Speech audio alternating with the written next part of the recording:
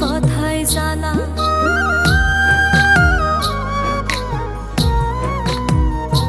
ও আমি বললেই দোষ হয়ে যায়, তুমি বললেই ভালা।